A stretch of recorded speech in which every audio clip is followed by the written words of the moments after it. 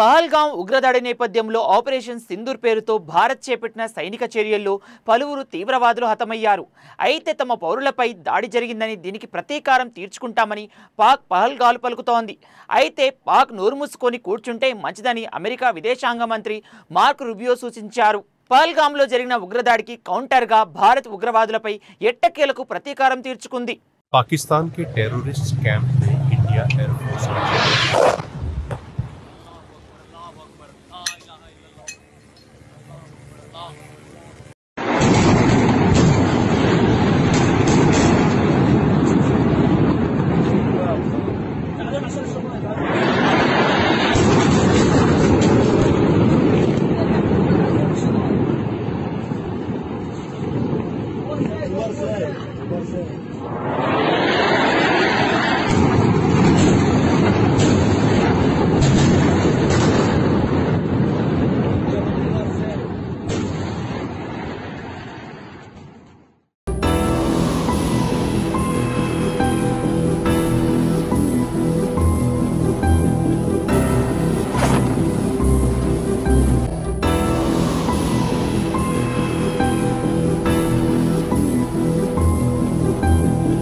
మే 7న తెల్లవారుజామున పాకిస్తాన్ ఆక్రమిత కాశ్మీర్లోని 9 ప్రదేశాలపై భారత్ వైమానిక దాడులు చేసింది.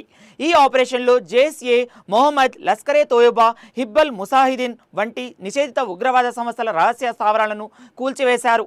ఈ చారిత్రాత్మక ఆపరేషన్ గురించి అధికారిక సమాచారాన్ని భారత సైన్యం 2 మహిళా అధికారుల నేతృత్వంలో జరిగిందని విలేకరుల సమావేశం అందించింది.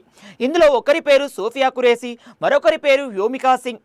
సోఫియా ఖురేషీ భారత సైన్యంలో లెఫ్టినెంట్ కల్నల్గా, వ్యోమికా సింగ్ భారత వైమానిక దళంలో వింగ్ కమాండర్గా పనిచేస్తున్నారు.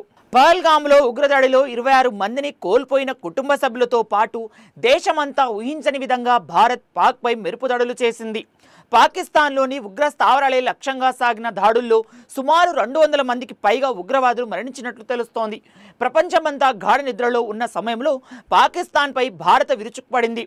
పక్కా ప్లాన్తో అనుకున్న ముహూర్తానికే భారత వైమానిక దళం ఉగ్రవాద క్యాంపులపైకి క్షిపణులతో దాడి చేసింది. ఈ దాడుల్లో పెద్ద ఎత్తున ఉగ్రవాదులు మరణించినట్లు తెలుస్తోంది. భారత్ చర్యను దేశ ప్రజలంతా ముక్త కంఠంతో అభినందిస్తున్నారు. భారత్ సైన్యానికి సెల్యూట్ అంటూ నినదిస్తున్నారు. మంగళవారం అర్ధరాత్రి దాటాక బుధవారం తెల్లవారుజామున పాకిస్తాన్ గాఢ నిద్రలో ఉన్న సమయంలో సరిగ్గా 1.44 నిమిషాలకు ఏకకాలంలో పాకిస్తాన్లోని 9 ఉగ్ర స్థావరాలపై భారత మెరుపు దాడులు చేసింది. భారత సైన్యం పాక్తో పాటుగా POKలో ఉన్న ఉగ్రవాద శిబిరాలను మట్టుబెట్టింది. ఈ తతంగమంతా కేవలం 23 నిమిషాల వ్యవధిలోనే పూర్తయింది. పహల్గాం దాడి తర్వాత రెచ్చగొట్టే వ్యాఖ్యలు చేస్తూ వస్తున్న పాక్ భారత దాడులను తిప్పికొట్టే పరిస్థితి లేకపోగా కనీసం ఒక విమానం కూడా ప్రతిగా పైకి లేవలేదు. 9 ప్రాంతాల్లోనూ ఎక్కడ భారత సైన్యానికి ప్రతిఘటన ఎదుర్కోలేదు. భవిష్యత్తులో పాక్ నుంచి ఎలాంటి స్పందన ఎదురైనా తిప్పికొట్టేందుకు భారత్ సంయుక్తంగా అవుతోంది. అంతేకాదు ఆర్మీకి చెందిన అన్ని రకాల అధికారులు వెంటనే వీధుల్లో చేరాలని ప్రభుత్వం ఆదేశించింది.